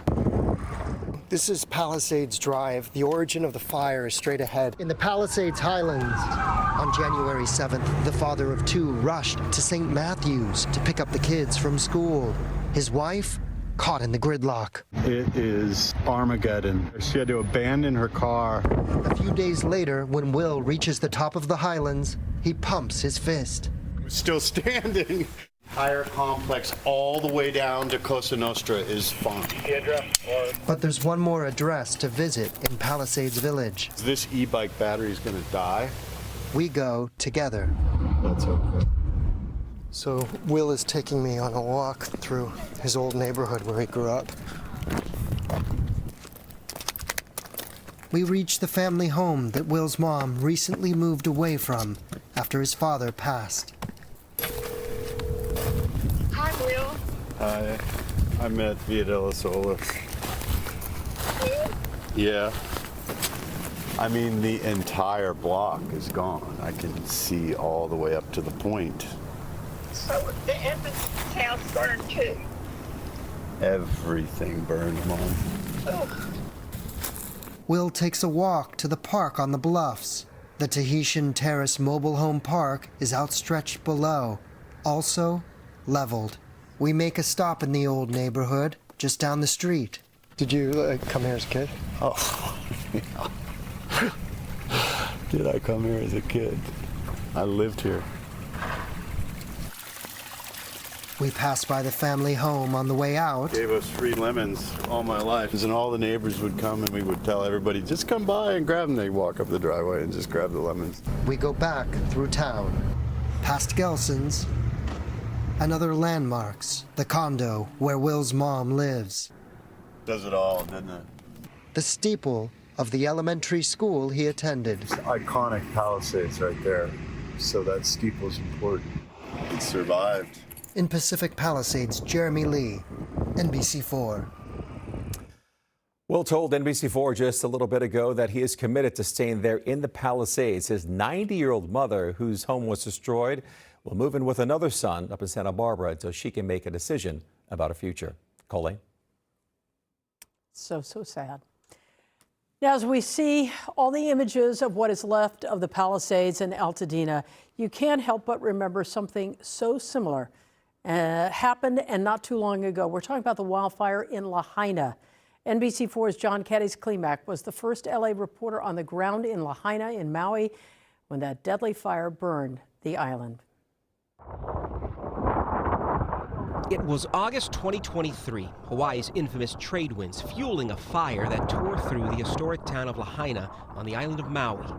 In the aftermath, a hellish landscape of hollowed homes, burned out cars on Lahaina's famous Front Street, where dozens of bodies were recovered once the fire settled. In eerie similarity to the cars that lined Sunset Boulevard in Pacific Palisades last week, people trying to escape the flames, forsaking their cars to flee on foot. Hundreds of homes destroyed in Lahaina, the aerial footage showing just how widespread the damage was. In Pacific Palisades and Altadena, more of the same, the loss this time in the thousands. In both cases, cadaver dogs uncovered the bodies of people who had perished. More than 100 in Lahaina, 16 and counting in our local fire zone. A year after the Maui wildfire, 90% of debris is gone as attempts to rebuild continue today. Residents, though, still struggling for housing, trying to clear red tape for permits. While California Governor Gavin Newsom has pledged to cut all that red tape and permitting requirements for the victims of our local fires, Lahaina may be the example of just how hard the road ahead might be. John Cadiz-Klimac, NBC4 News. That fire in Lahaina cost an estimated $5 billion in damages. Here locally, that number is expected to be exponentially higher. Still ahead here at 5, hundreds of cats and dogs that escaped the fires at local shelters. Now the search is on for their owners. How long they have to come forward. Coming up at 6. I'm Conan Nolan. Thousands from the Pacific Palisades to Altadena have lost their homes. Now what? That's going to cause major delays. A long road ahead for those seeking to rebuild. I'll have a live report. He says it's a $3,700 investment that absolutely saved his home from the Palisades fire. I'm Hetty Chang. Coming up, we're going to show you what the system is and what else this homeowner says he did to protect his home. Next at 6. Well, it's a video that has now received millions of views on social media. A dog named Oreo emerging from the rubble from the Palisades fire and running right into his owner's arms. Hi, Boo-Boo! How's the fire? Oh, honey! Oh, honey! Oh, my God, you're alive! You're alive! Oh, honey! Oh, wow! Wow! Wow! Casey Colvin hadn't seen Oreo in 5 days. He was away from home when the fire and evacuation started. So when he was able to go back into his Palisades neighborhood, Oreo was safe and sound in a neighbor's yard. Casey thanking the firefighters who opened all the doors to his home so Oreo could escape the flames. Wow. Hundreds of animals have been taken to the Pasadena Humane Society as families there evacuated from the Eaton fire are trying to get back on their feet. That's right. NBC4's Christian Casadas is there live now with how they're helping those families. Christian. That's right, Michael and Colleen, I can tell you that the staff here at the Humane Society, they tell me that families have been dropping off their animals, their pets here after they were told to evacuate their homes because of the fire. Now, we're talking about 600 animals or so are here at the Humane Society tonight. And not just dogs and cats. We're told that there's tortoises, goats, and even rabbits here, just to name a few. Now, outside, there is this stand here where families can come up and get any type of help with their pets if they need any assistance, or they can also get information about reconnecting with some of those lost pets, because guys, out of those about 600 animals here tonight, only a few dozen have been claimed. It's a bark for help as hundreds of dogs and cats at the Pasadena Humane Society are patiently waiting for their owners to come back. The evac statuses were changing so fast. Like the Malaganus. Even though we only got to like evac level 2, we really needed to make sure that they were taken care of.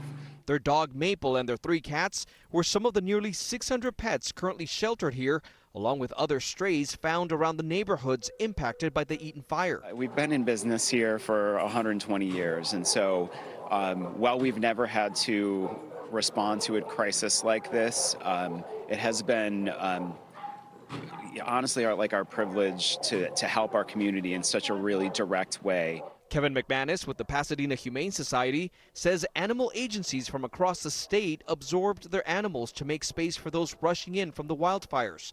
Some animals burned from the flames. It's almost sound like broken records sometimes when we're saying, hey, make sure that you have your dog's collar has your updated phone number. Make sure your pets are microchipped. And that has actually honestly been a huge help in reuniting animals. I'm really excited. Today, this family reuniting with their 4 pets after being apart for almost a week and surviving one of the worst wildfires in Southern California. We had to do a lot of cleanup at our house, get it ready for the animals to come back home, make sure our kids are, settled and back in their own beds. And now we're happy to put the family back together. So many smiles out here today as loved ones are getting reconnected with their pets. Now, a few notes to pass along. The Humane Society closes at 8 o'clock tonight, but then they will reopen again tomorrow. Now, typically families have about 5 days to claim those lost pets before they are put up for adoption. But because of this very unique situation, the staff tells me the Humane Society is extending that to 3 weeks to help families stay together. They're also asking everyone to visit their website, PasadenaHumane.org, org. They have a full list of all the dogs that are here at the shelter. Hopefully that way they can pass along that information and hopefully reunite some of those families with those lost pets. We are live in Pasadena tonight. Christian Casares, NBC 4 News. All right, Christian, and of course you can trust if your pet is at that shelter, your baby will be well cared for. We've all been there a number of times, and it's a great place. They are Very like your caring babies, people. yeah. Yes.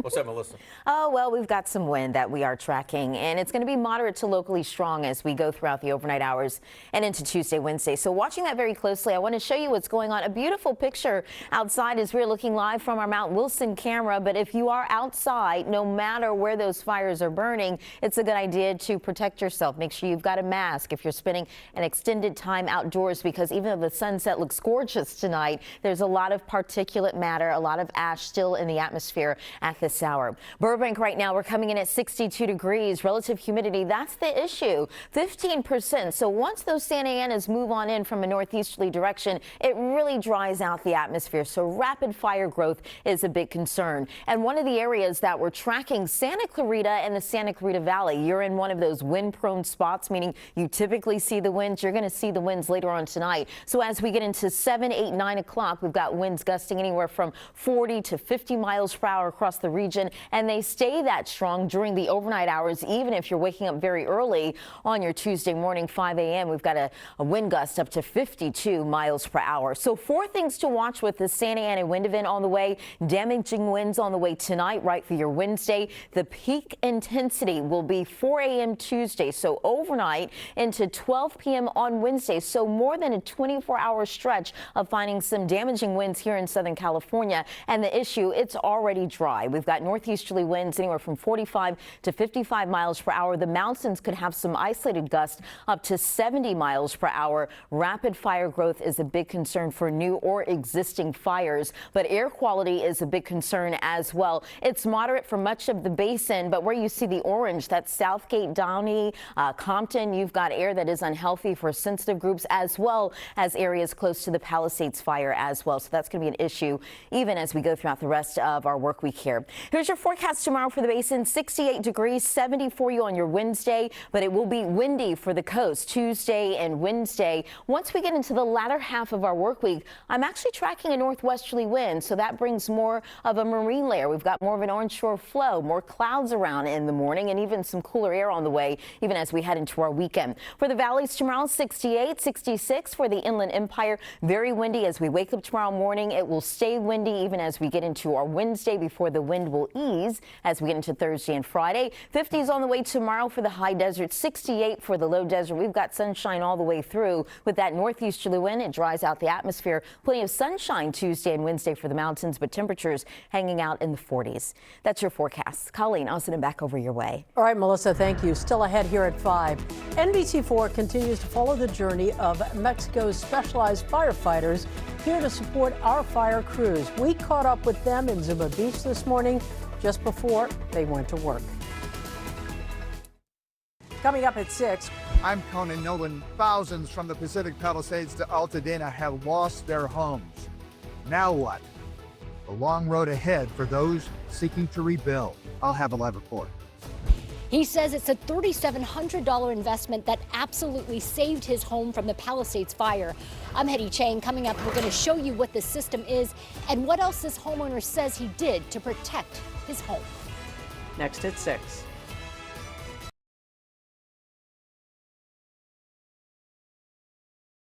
15,000 firefighters are working around the clock. And some of the fire crews are coming from our neighboring countries to the north and south of us.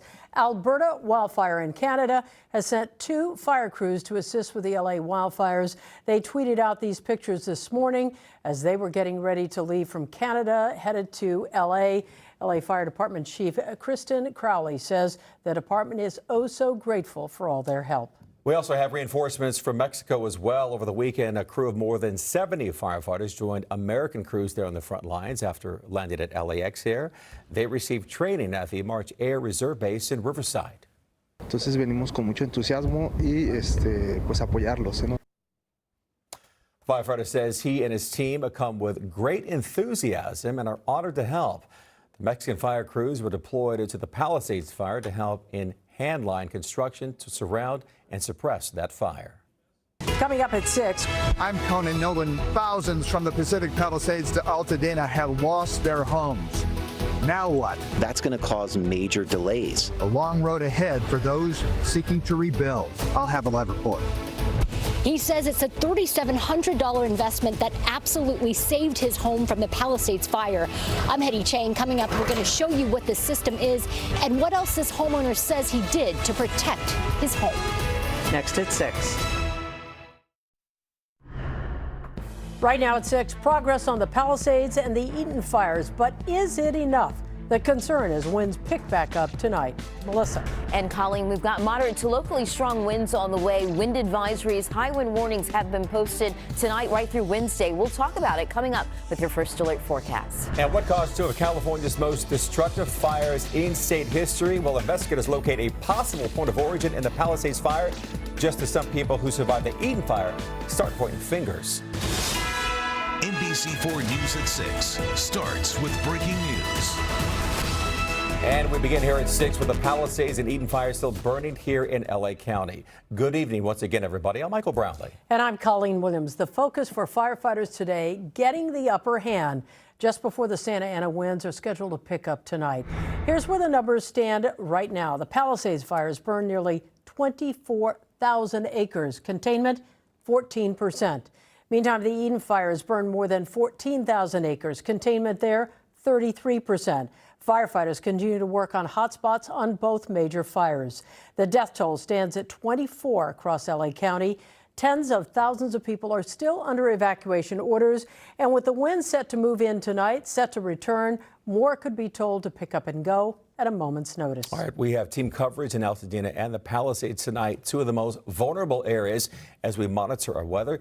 Let's begin with meteorologist Melissa McGee and those winds. Melissa. Yeah, Michael and Colleen, we're already starting to see those winds pick up. They developed tonight and then they really increased during the overnight hours. So some of the peak gusts right now, Santa Clarita, close to 40 miles per hour. Orange County, Santa Ana, you've got a gust up to 33. Not so bad right now. Riverside, the IE, gusting close to 22 miles per hour. Nonetheless, it's the combination of the gusty winds, dry relative humidity on the ground, which will lead to rapid fire growth. So we've got red flag warnings for almost everybody. The exception, LA County and the coast, the basin and the coast, and the coastal sections of Orange County. But we're tracking strong winds right through our Wednesday. So a timeline for you tonight, right through Tuesday and Wednesday, moderate to locally strong winds across the region. Overall, for most locations, 45 to 55 miles per hour gusts. And then as we look at our mountain spots, you can have some isolated winds up to 70 miles per hour. The highest intensity will be overnight from 4 a.m. Tuesday until noon on Wednesday. So more than a 24-hour window of finding strong winds, mainly for LA and Ventura counties. The impacts, even though the winds will not be as strong as they were with our last event, it's still fairly dangerous because we've got dry conditions on the ground. So new or existing fires will spread fairly rapidly. We'll go over the details coming up with your first alert forecast. Michael, back over to you. All right, Melissa, thank you. A major development of the Palisades fire investigation. Multiple law enforcement sources tell NBC News an early focus is a possible human cause, potentially revolving around fireworks or unauthorized campers. NBC4 shows you fire investigators here combing through some areas of interest. This is in Topanga State Park just a few hours ago. Now, to be clear, they aren't ruling out accidental or equipment-related causes just yet. We now go live to reporter Candace Sweat with our NBC station in Dallas. She's in the Pacific Palisades with a look at the fire's behavior, what's happening out there right now. Candace. Right, we are on Sunset Boulevard at what was once a restaurant, and this is just absolutely heartbreaking to see. You can imagine people once visited this restaurant for birthday dinners, anniversary dinners, to meet up with friends, and now it is just absolutely gutted. Right next door, there's a Bank of America where people would do their business.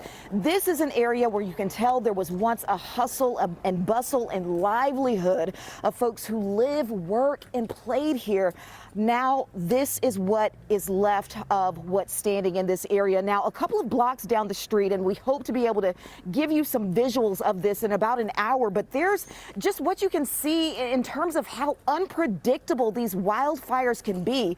It's sort of a tale of two fates of two different churches, one that was left standing and one that is completely gutted. Now, a few minutes ago, we spoke to one of the locals here, a man who's been here for some 80 years, and he believes that this town, this area, his home, will absolutely rebuild. And it's sort of hard to imagine when you see this sort of devastation. But really, when you think about it, you need people like this. You need the folks who have a heart for this town, who have a heart for this city, and believe that this can absolutely be done, that rebuilding will happen at some point. Of course, it's going to take some time. When you see this devastation, just absolutely heartbreaking. But again, this gentleman, 80 years old, says he's lived here his entire life. He has no doubt that the Palisades will come back, and we'll have more from Sunset Boulevard coming up in the next hour. Again, just a tale of two churches across the street, buildings left untouched, and again, just a really example of how unpredictable these fires can be, how devastating they can be. But we'll continue to stay out here, monitor what's going on in terms of neighbors helping neighbors and people showing up in ways that they always do in situations like this. For NBC4, Candace Sweat. Candace, thank you for that. It really speaks to the power of community. Now to the Eaton fire burning in Altadena. Some in Altadena, homeowners there, now suing Southern California Edison over this fire. It's burned more than 7,000 buildings, including homes and schools and businesses. The lawsuit claims that the fire was caused by SoCal Edison's power lines. It also names these stamped videos from Cheryl and Jeffrey Koo that were shared on social media. The images were taken the night the fire started last Tuesday. They show an electrical tower, you can see it in the distance there, with flames all around the base. This apparently before the fire spread. Despite the National Weather Service issuing the highest level warnings that they issue of particularly dangerous situation, of life-threatening extreme fire risk weather, they chose not to de-energize their circuits in the Altadena, Pasadena area. SoCal Edison says it's not to blame for this fire. A spokesperson from SCE shared this statement with us. It reads in part, SCE's distribution lines immediately to the west of Eaton Canyon were de-energized well before the reported start of the fire as part of SCE's public safety power shutoff program. SCE is currently conducting a review of this event. Well, work is already happening in Altadena to try to get that community back together after so much was lost in the Eaton fire. Conan Nolan joins us live in Altadena, where the problems many homeowners are facing already. Conan. That's right, Michael. Keep in mind that what we're standing here, you're going to multiply that by several thousand times from the Palisades to Altadena. It's the toxicity of the home sites. There's asbestos in so many places. There are car batteries, even electric car batteries, that have melted into the ground. That's filled with cobalt and lithium and nickel. These are toxic waste dumps. Getting rid of that is the first order of business, in which is going to be a very difficult road ahead. It is the cadence slowly enveloping scores of neighborhoods throughout Altadena, one street at a time. Public Works clearing debris so that utility crews can get to the work of bringing in new lines and poles in the effort to restore power. Get rid of all the wires that are down, cleaning out all the poles that are like just this one that you see here. 64-year-old Kent Kashigian has a generator, but he needs more fuel. He saved his home using water from his swimming pool. Neighbors not so lucky. I saw there was fire in the eaves. Yeah, I put those out with the buckets and they're equal. I broke the wall, the other side of the garage, and poured water by cup in there. Oh my God. There wasn't a fireman until Friday. Such are the tentative first steps to an oh so difficult future. Jeremiah Van Cans is a real estate agent now struggling to get burned out clients shelter. This while navigating the precarious road ahead. Phase one, remove all the hazardous material to get the rubble out of here. While this is all happening, people are processing their insurance claims, right? If you lost your house, file that claim as soon as possible.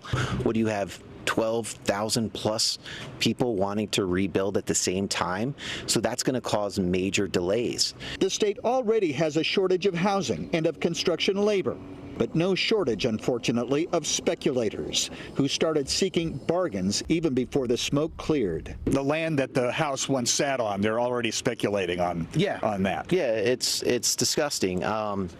It's like we're going through a tragedy, and you have developers already looking at this as an opportunity. Van Can says it will take an unprecedented effort by state, county, and city officials to cooperate in helping homeowners, without which rebuilding could take years. But out of all this, I'm positive that this community is going to come back stronger than ever. That's certainly the hope, but keep in mind, remember the mud flows in Montecito in Santa Barbara County that caused widespread death there and destruction?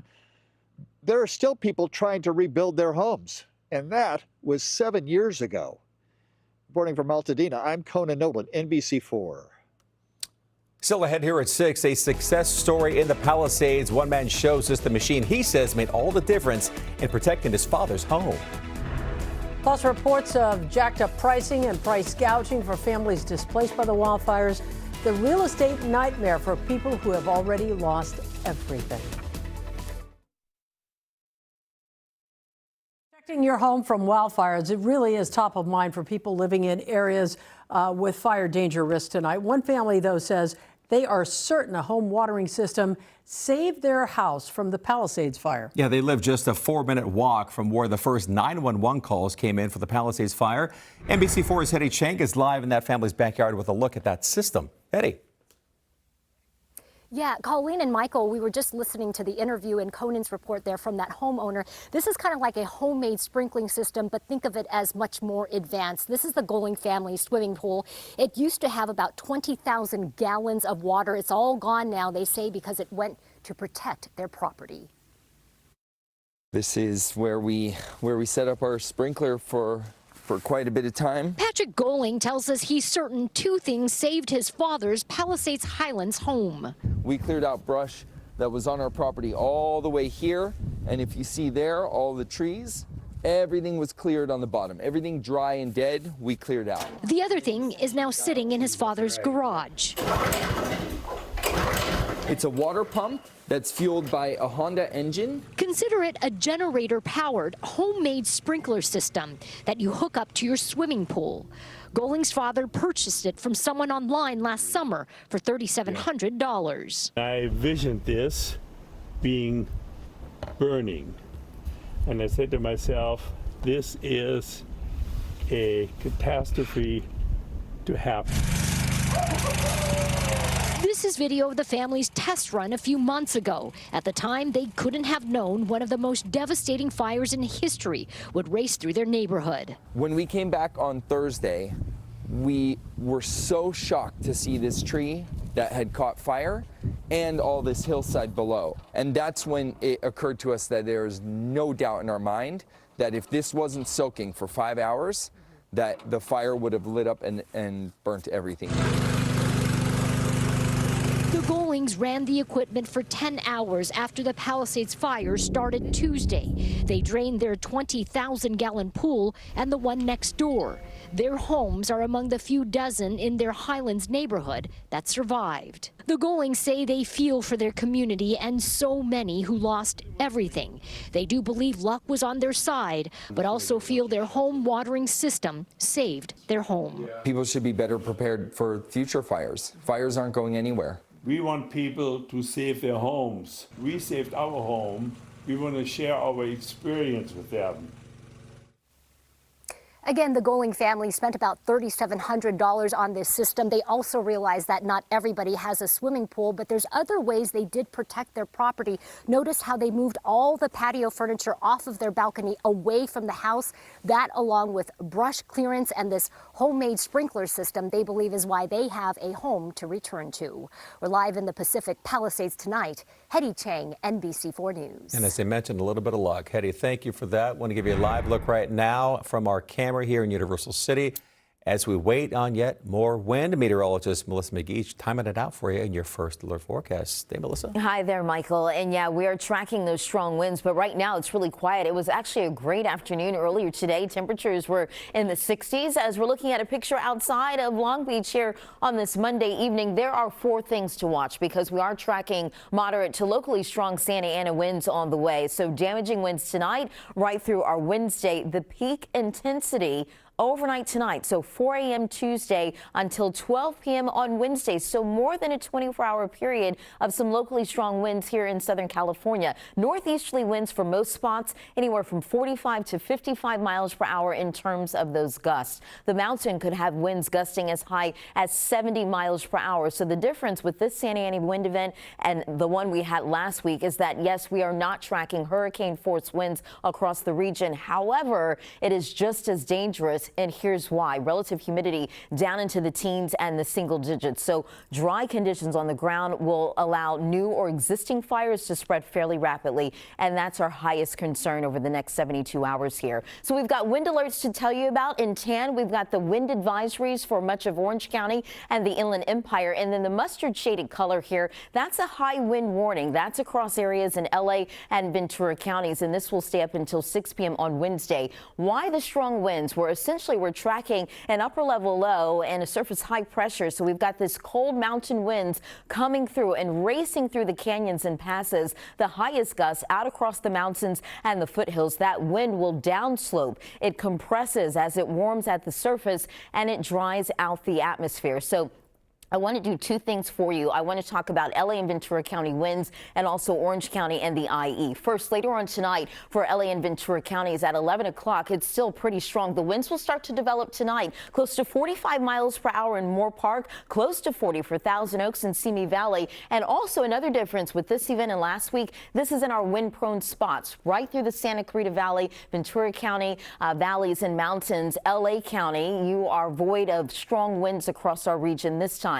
Now across areas in Orange County later on this evening when we are tracking those stronger winds. They develop tonight for Orange County mountains and they really start to intensify for you as we get into Tuesday afternoon. Close to 45 miles per hour in Beaumont and close to 40 miles per hour for some of the mountain spots in Orange County. So we will continue to track the winds, but no matter where you are over the next few days, air quality is a big concern. Moderate conditions for much of the basin, but the air is unhealthy for sensitive groups with this orange square here. That's for areas west of Downey, so Compton, Linwood, Southgate, and also where we're dealing with the Palisades fire. Make sure you monitor conditions outside. The air is unhealthy for sensitive groups. So here's your forecast tomorrow for the basin. 68 degrees. We're tracking those winds Tuesday and Wednesday. Same thing for the coast. High temperatures in the middle and upper 60s. I am tracking a pattern change, though, as we get into Thursday. More of a northeasterly wind develops, more of an onshore flow. That marine layer is back, and it'll cool us down. 68 degrees for the valleys tomorrow, the Inland Empire and at 66, upper 60s, lower 70s as you head into your Wednesday. And then as we look at the high desert, 56 for your high temperature on Tuesday. Windy conditions or breezy. You can see for the low desert, upper 60s, around 70 the next few days. Mountains Tuesday and Wednesday, very windy for you. Otherwise, temperatures hanging out in the 40s. That's your forecast. Colleen, back over to you. All right, Melissa, thank you. We have some breaking news to show you and to tell you about here. Right now, fire crews are battling a brush fire. This is in Yurupa Valley. This is, we understand, very close to DiMaggio Street. As you can see, smoke and flames coming from the brushes and the trees there. This fire is burning near homes. You could see that in one of the silhouette pictures there. We're just getting this video in right now. We're not sure about any evacuations. We're working to find that out. We will continue to follow this fire. Again, it's in Yurupa Valley. We'll bring you updates as soon as we have them. We have some more details right now on those criminal charges just announced against the people accused of looting and burglary. LA County District Attorney Nathan Hochman says 10 people, 10 now, facing charges, 9 of them associated with looting and burglary. 1 person has been charged with arson. That arson charge not associated with any of the major fires. Apparently, it's connected to a fire at a park in Azusa. Many wildfire survivors are reporting a spike in rental prices in L.A. since the fire started last week. NBC4's McCullough Medina spoke with some of them who say they've seen an 80% jump on rentals in recent days, which has only created another hurdle for them. I read about a Beverly Hills mansion that went up like 86%. Real estate broker Jimmy Mercado is talking about this Bel Air mansion listed this weekend for $29,500 a month. That's up from $15,900 when it was last listed in September. The listing has since been removed, but we found other listings that show a 29 or 22% hike in prices since the days after the fire. Mercado says it's a clear example of the jacked up prices that those in need are facing right now after losing everything because of the fires. I've had calls from people who've lost their homes and looking for places, and I know the prices have significantly increased illegally. Illegal is the key term here. Under California law, when an emergency declaration is made, it includes a ban on increasing prices more than 10% compared to pre-disaster listings. In one night I slept by my sister, one night I slept by my mother, once I slept in the car. Rafi Antibi is an evacuee from Malibu. He owns Rafi Lounge there. He is disgusted, he says, about the attempt to make a quick buck on a disaster that he's still trying to maneuver through. This is the most horrible thing I've heard. That's like, for me, it's just as been as somebody who's looting. They've increased the rent by like 30%, 50%, 60% since January 7th. It disturbed Chelsea Clerk, an LA Tenants Union organizer, so much that she decided to track the jacked up prices on this public Google Doc and report the listings to the state and local governments. I'd say hundreds of people have contributed. We have 465 submissions so far. We're seeing some disgusting rent gouging happening right now. For Rafi, he hopes those trying to make a buck will get what's due. We maybe take some money, but enjoy your jail time after. That's what I said to those people. I think right now it's the time for community to support each other. Now, if you'd like to help with wildfire relief efforts, NBC4 is partnering with the American Red Cross to help those affected. You can go to our website, NBCLA.com, or call the number that you see on the screen there. We leave you with a look at a new mural in Venice honoring the firefighters working around the clock to keep us safe. You're watching the NBC4 News at 6. We're back right after this.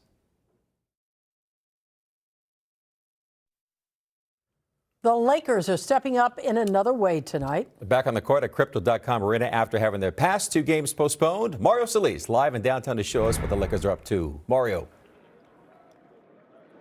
Guys, thank you. Lakers are going to be back on the court tonight. They postponed a couple of games last week, and it's also a very special night, not just because the Lakers are playing, but also because there's a good cause tonight. They've started a donation drive. Liz, you are a season ticket holder, and you made it a point to bring this. Why? Where did that need come from? Of course, it's important to help our community and to come together as a community to help the fire victims and people that have been displaced. All right, now you're going to head on over there and drop off your stuff. Matt, in charge of community relations, give us a little insight. What should people be bringing? We're looking for toiletry items, brand new sealed toiletry items, shampoo, toothbrush, toothpastes. Bring it. We'll be happy to get those redistributed out to our partner, the LA Food Bank. So we're also looking for high protein food items, power bars, energy bars. Those will all go a long way to help keep our community going. Right. You were mentioning also that if you cannot make it tonight, there will be two other games this week, Wednesday and Friday, right? 90 minutes before tip and through halftime. And also you'll be open at your facility in El Segundo Tuesday through Friday. What time? Exactly. 9 a.m. to 6 p.m. Drive-through donations at our headquarters in El Segundo. There you go. That's it. All right, that's it. Live from Crypto.com Arena. Back to you guys. All right, Mario, we'll be back at 7 with the latest on the winds and the wildfires. West Coast edition of the NBC Nightly News starts right now.